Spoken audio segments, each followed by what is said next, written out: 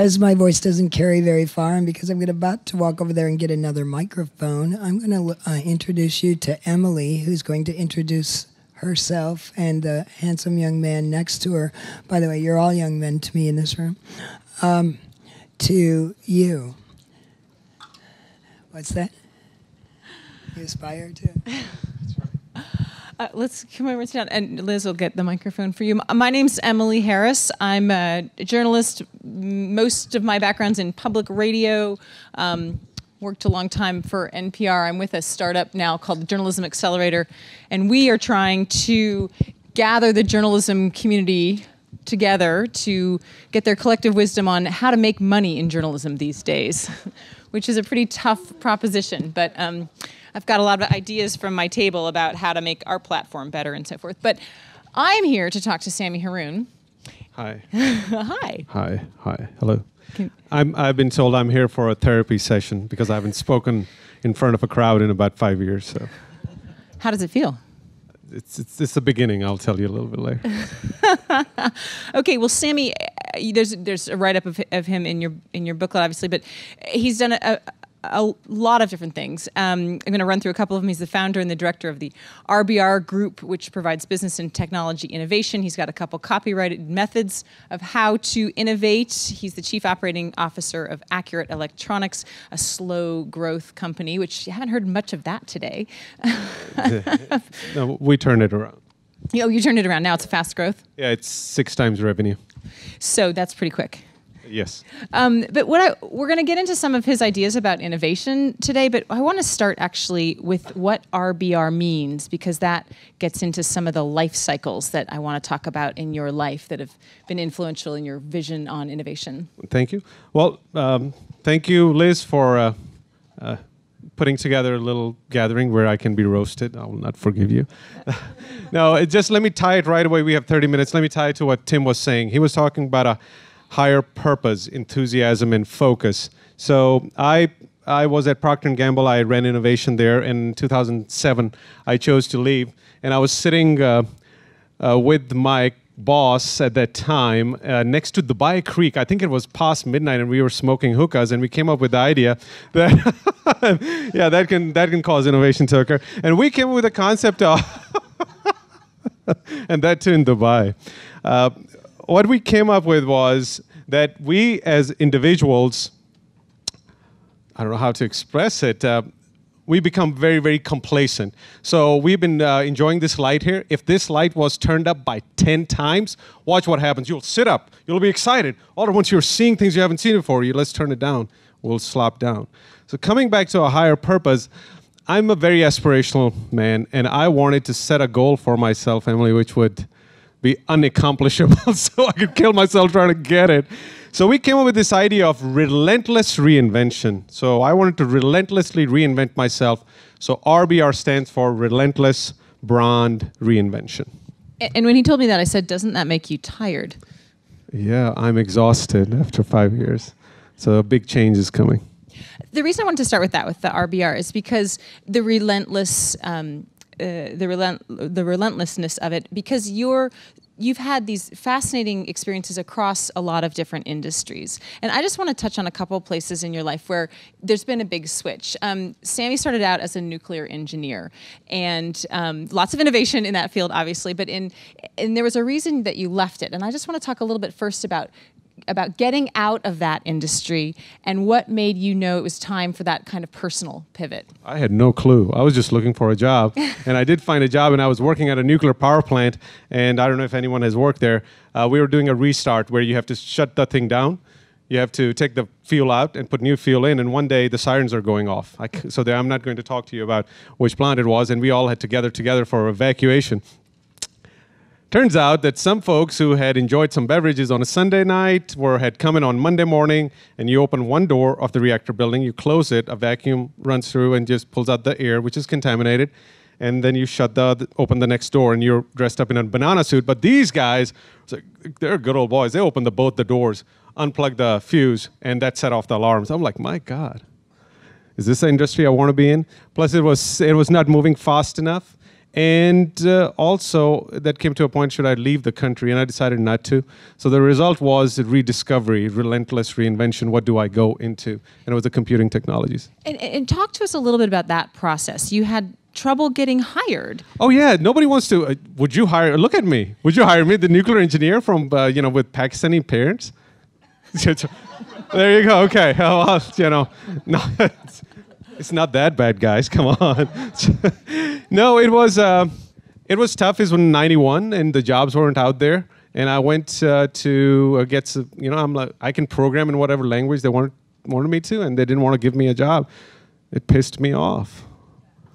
And so you were relentless about it. Yeah, I said, you guys will be begging for me in 4 to 5 years, and in about 4 to 5 years, I was, thankfully, one of the premier people in the marketplace. Okay, so talk us through that process of relentless reinvention. Just, I personally believe that people have to be under some level of stress. If you're nice and easy and sitting around, you think you're going to innovate. Some people can, I cannot. And it was that level of stress, which was personal stress, a desire to explore and create, that caused me to go learn, which resulted in my becoming something which I had aspired to be. There are a number of things that you innovated along the way, and I want to talk about some of those examples in just a second, but I want to hit first on another personal reinvention when in 2000, you'd gone through quite a number of companies by then. You hadn't started at Procter & Gamble yet, but you were involved in running, I think, 2 companies and involved in another, and you quit everything. This is a big reinvention. So why? Well, it was about 3 o'clock in the morning, and we were in my race shop. I'm a race car driver. So we were, this was the dot-com days. I was CIO of a company. We grew to about 100 employees from 25 when I joined. And I was also consulting, and I was in the race shop where a whole bunch of people were around, and we were totally toasted. They had left. And I turned around, and Deborah, my wife, comes up. Then she said, "Don't you want to go to sleep?" And I look, and she was holding our young son. And it just made me realize this is a transition point, and I had no idea what to do next. And in about a week, I shut everything down. That's a really big step. Yeah. We were talking about pivoting earlier, like checking your position, pivot or go forward. Oh, no, this was a jump, suicidal. There is no pivot here. So how did you know it was time for a jump? I don't know. I just do it. Maybe you have it. There was no absolute calculation around it that I could tell you, but I knew that I did not know what I needed to know to move ahead. So I had to learn. And what did you do? Oh, I went through, how many people know their Myers-Briggs? How many of you have done? Oh my God. So I did a Myers-Briggs, but I'm a nuclear engineer. I want to understand things at a subatomic particle level. So I went after aptitude analysis, which is done by the 3-letter agencies. And I really wanted to understand myself deeply. So it has taken me a good, the results of it are now emerging, but it helped me design what I wanted to do for the next 10. Which leads us right into your real area of thought expertise right now, of innovation. Yeah. So as you were reinventing yourself, deciding where you wanted to go, how did that inform your ideas now about how to facilitate innovation? Well, the question could be asked, what did I learn through that self-discovery? And I was trying to give Emily an example. So if you're sitting next to someone, if you can put your right hand out, just really spread your fingers out for me. You see, these fingers represent our capabilities. They are so strong.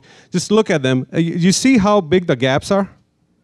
All right, so that's why we fail. But if you were to put it right next to another person and find someone who works with you well and then hold them like this, now that's an organization, that's a company. That's my learning. That I am not bad or weak in anything. I just can't do certain things, and I need to find people to help me do those things. So from that is what emerged my new model of thinking, and I came up with some areas, the 3 things. Would you like me to share those? Yeah. So I came up with some 3 basic principles for any entrepreneurial business or large corporation work that I would do. And I was hearing positioning earlier by Rick, and just in line with focus from Tim, I wanted to highlight 3 things I always do. And this is a 21st century innovation paradigm, whether you're a small company, you're starting out something. And I look at things this way. If I'm going into something, am I going in as me too, distinctive, or unique? You know what's a me too? How many of you remember the Reliant K car? Oh, you guys, some of you do. Wow. Well, it was a pretty awful attempt at front-wheel drive in 1982. But Hyundai entered the market back then, and they said, we are Me Too also. We're just going to play with these guys. They're so bad, we can be bad. But Hyundai moved into distinction market where they started competing with the Corollas. And did you guys know that recently Hyundai was rated above Lexus recently, and they went into the uniqueness market. Where do you want to play? Me Too, distinction, or unique? Because the time to market, the cost of doing business, and resource requirements, this trichotomy is dependent on that decision. If it's a Me Too, quick entry, quick play, you get in. But if you want to be unique, that's a totally different ballgame. That's number one. Number two, it's my invention to innovation thought. So previously, invention to innovation, I think it was Tim and also somebody else mentioned, they said we used to look at a product's value proposition and we used to look at shareholder value. And at the cost of shareholder value, we would sell a crappy product till we could sell it, till it died. But in the 21st century, and this is where we all come in, the social media aspect and internet delivering data and education, just make sure, is we play in three ways now. Every company is being driven to be economically sound. Great. Think of one corner of a triangle. They have to deliver knowledge as a product. Think of another corner. But there's a socio-cultural aspect, and they are not balancing two, but they are harmonizing all three. So invention to innovation today, in my opinion, because of the internet, literally has become this trichotomy.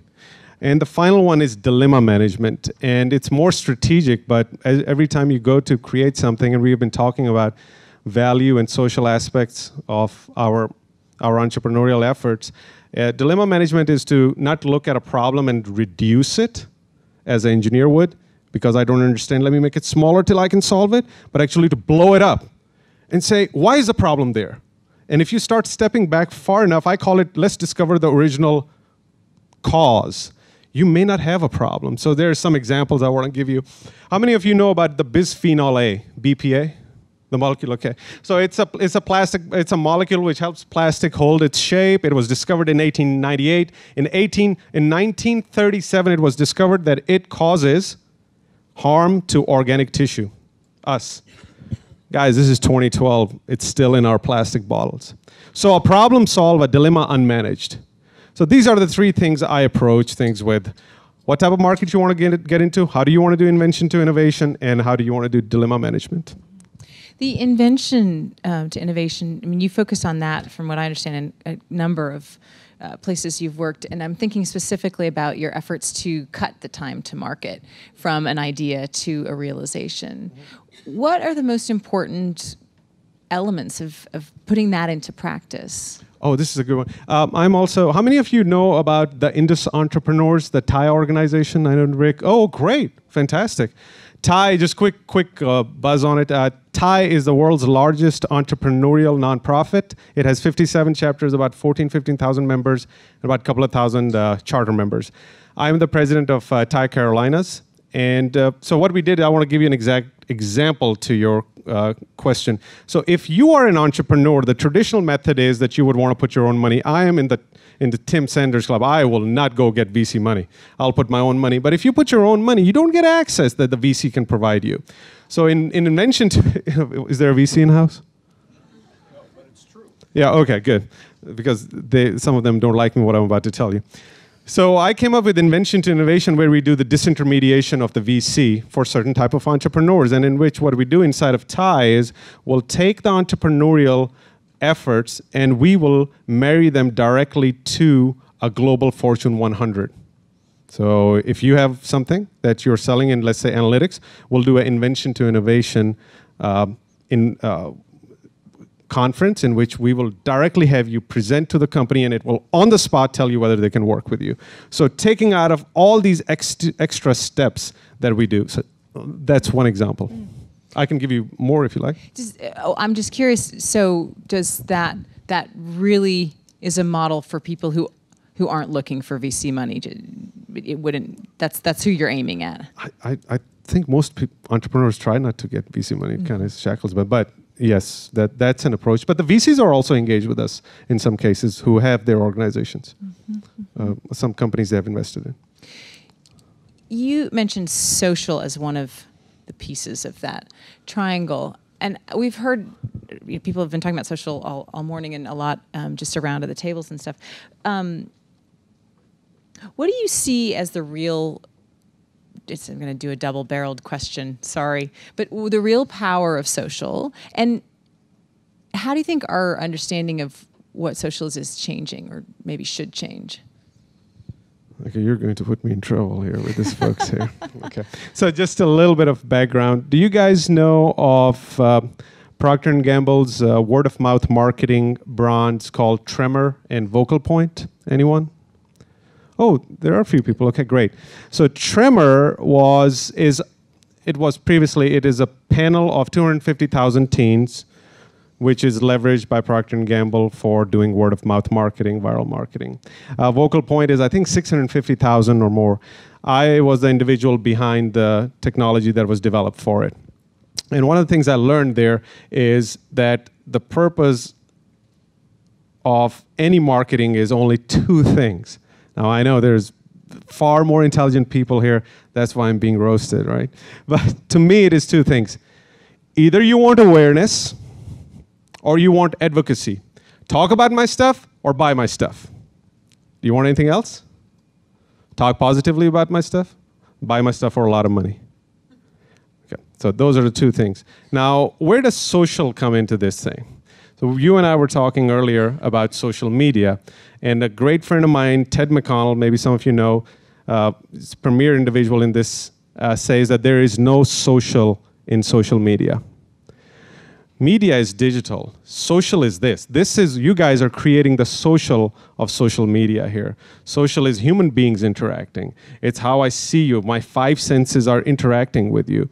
So from my perspective, when I look at Twitter, so people are asking me, what is your Twitter, name and stuff, handle and stuff.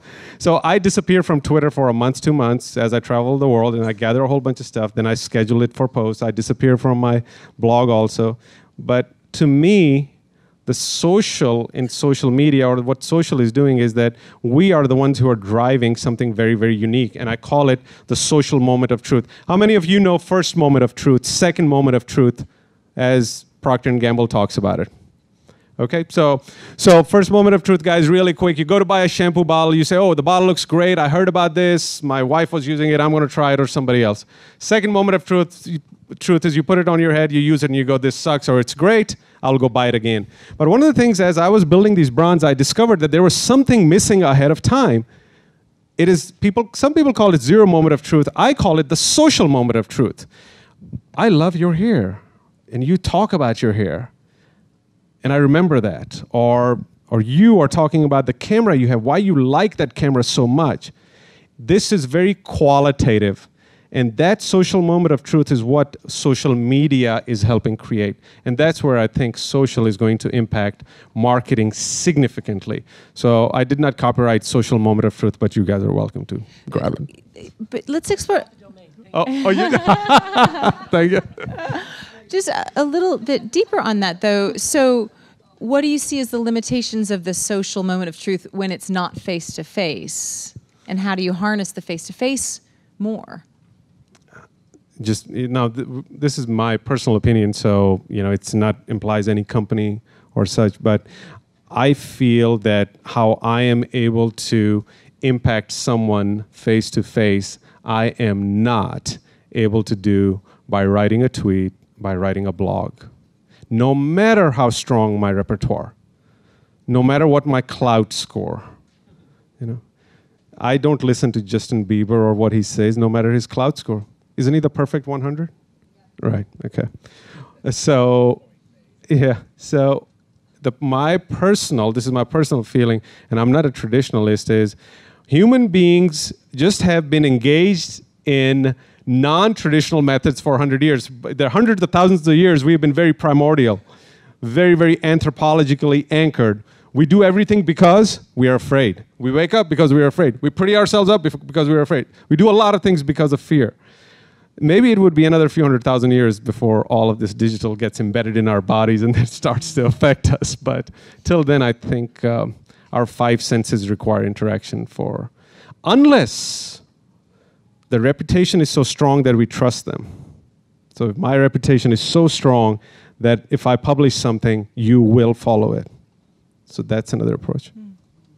I wonder how that circles back into innovation then, because so much, innovation happens when people get together and they sort of think on top of each other. But a lot of that goes on that's not face to face at all, right? You see something that somebody else has invented, and you're like, okay, I'm going to make that better, or you get to know somebody virtually, and yet you can build off of each other in creating things. Or do you think that the actual human interaction, direct social, if I can call it that, is a necessary requirement for real innovation? That's a good question. Let me just take a census here. Just as there's no hard yes and no's here, so I'm going to try to make it. So the question is, how many of you believe that innovation is a lot stronger, higher quality when we interact face to face? Oh, so it's evenly split. This is very interesting. Well, what I have discovered is recently we have used the methodology I have to actually create physical products for a global Fortune 5 company. And we did it in 6 days from ideation to actual physical prototype rather than about 4 or 5 months that takes them. And it was because we brought everyone in the product development supply chain, including external people, divergent thinkers, in one room, and we orchestrated it. So what I'm just trying to prove my point. I have not seen a very strong, strong, plausible example of digital driving breakthrough innovation. But I've seen people working at long distances and creating products and services, but always softer products, meaning software or something that can be put together in an image and then pushing it out. Are you going to keep doing that, or is that something you can do, every 5 days? No, it requires a lot of orchestration, a lot of design. It's like directing a movie, so it really takes a lot of effort. And so, for example, how many folks here work in Global Fortune 500 or have experiences? Oh, fantastic.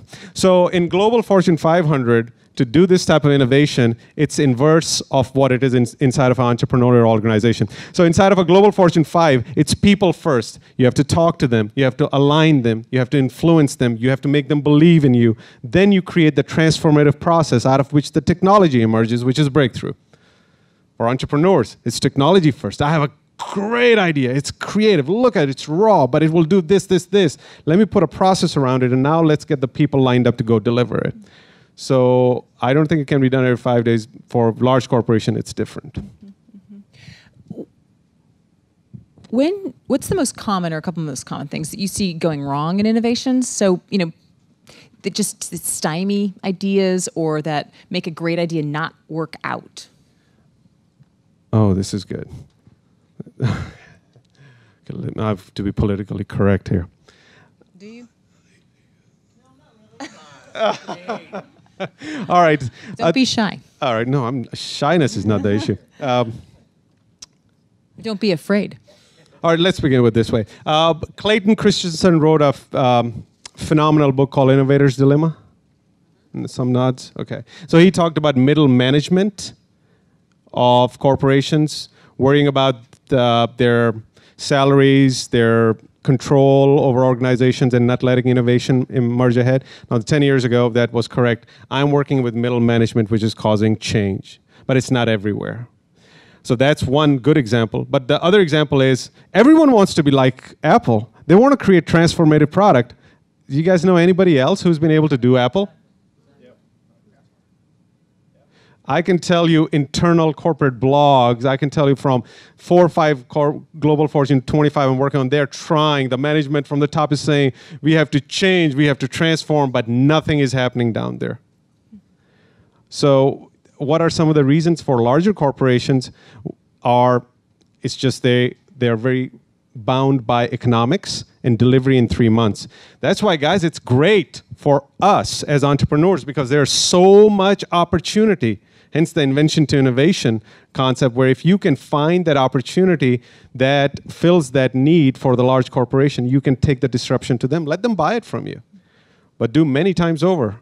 Make 100,000 10 times versus 1 million one time. We just have a couple minutes left, and I wanted to go back to some of the people things because that's so much of what drives anything, and whatever else we didn't cover, you can add on at the end. So there was way too much to go over in a half an hour. But Sammy was kind enough to he hooked me up with a few people he's worked with, so I could ask them a few questions about him before we talked. And one person said that Sammy's a joy to work with because you can tell he genuinely enjoys his work. He loves what he does. And the minute he stops loving it, he finds a new challenge and is constantly searching for that payoff. He pushes himself and pushes everyone around him to love the work. And we've heard some about this before or today in terms of creating an environment where people want to work. But so when you don't love the work, Sammy, what do you do? What's your methodology? Well, when I was not this gray, I'm slightly gray now, I would just jump to something else. But now I have realized that some hidden reasons can be small irritations which don't require a jump. I need to be more patient to see if it's individual, or is it the process, or is it the technology. And so what I've done is I've learned a few lessons in the past 5 years, having totally lost out in 2008 significantly, and then rebuilding something from 2009 through 2011, working with some great individuals. So now I don't jump as fast at all. I really look to what is the core reason behind. One tension that it seems to me comes up in this is the innovation drive is fast and now, but the real process takes a long, long time. How do you hold both of those pieces together where you've got this idea, you want it to go forward, and yet it takes time, and so you have to cultivate patience to continue to have that vision that you're going to get out of bed for every day. How do you hold both of those drives at the same time? Well, I'll relate one to why we are all here. So we have been talking about, so people is a key ingredient to this, and for just personal acceleration is based on not network guys, not social networks. My personal acceleration is based on relationships. I have a huge network. I mean, names, you want to get in touch with someone in China or Dubai or Denmark, whatever, but it's relationships. It's trusted relationships which have the knowledge which can leapfrog me, whether it is academia, whether it is nonprofit, whether it is entrepreneurial, or whether it is global Fortune 5, 10, 25. So number one, trusted relationships with people is what causes me to excel and move ahead. That's the key to it. Then there are ancillary pieces to it. And are your trusted relationships part of your network, or are they separated? I call them friends. The world is my acquaintance, but friends you can count very, very quickly. And they're not your friends on Facebook, I take it. Some are. Some are. Just one last piece I wanted. The same person who told me that, described you as a joy to work with, shared an experience that she had with you where she was facing a decision. This is a colleague of yours at GE, was facing a major decision about what to do with her career next, and it was either take a big risk internally in the company but pitch something that was going to cause her to take a risk and have to really defend an idea and some budget and so forth, or stick with what she was doing. And she was very uncertain about this, and she hadn't known you very long, she said, but she consulted with you about it, and you just laughed at her. And you said, I can tell you're going to take the risk and you're going to be great at it. And I was curious because, all of us at some point or another, we need to work with other people. I was curious, what makes you know when someone is going to be a success at taking a risk? I don't have a method. I don't have a process. I just feel, just like I was giving the example of the hand, you're born with certain things and you have certain innate capabilities. So I can see there are certain ingredients. Are people hardworking? Are they committed?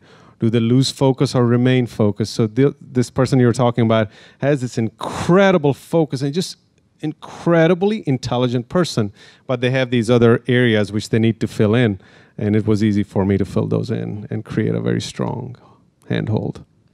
Do we have time for a question or? Oh. No. See if anybody. Let me get you on mic. Can you do that? Here, I'll hold it. No, that's going to be tough. So When I read the book, the biography of Steve Jobs, I was fascinated because everything he did went against everything I was ever taught in management, things like that. Why do you think Steve Jobs and Apple's been able to be successful when nobody else has using the methods we talked about? Why was Steve Jobs successful? Yeah. Why are they successful with innovation where seemingly no one else can be? I think it's culture. So there's a book by a gentleman by the name of Ari de Gus called The Living Company, in which he talks about a culture of the company. So Steve Jobs drove, I'm not using the word lightly, he drove the culture. Now, who else is doing that? I will give you an example of another CEO. In 2000, early 2000, Tim was mentioning this, if you took something and threw it as an IPO, you just bought it and it flew. In March of 2000, there's a company called Procter & Gamble which lost, within a month, about 56% of its market cap. 56%. That's just huge, tens of billions. A gentleman by the name of A.G. Lafley came in. 6 months later, or a year later, he said, 50% of the innovation in this company is coming from the outside by 2010. Do you think that put a little fire under the presidents of the brands? He drove that. Sorry. He drove it. He drove it, really. It's not 50%, it's a lot more now. Now, that's the question you have to answer. Who is the leader who's driving that type of change? Thank you, Sammy Haroon. Very much. Oh, thank you so much, Emily. Thank you. Thanks, you two. Well done.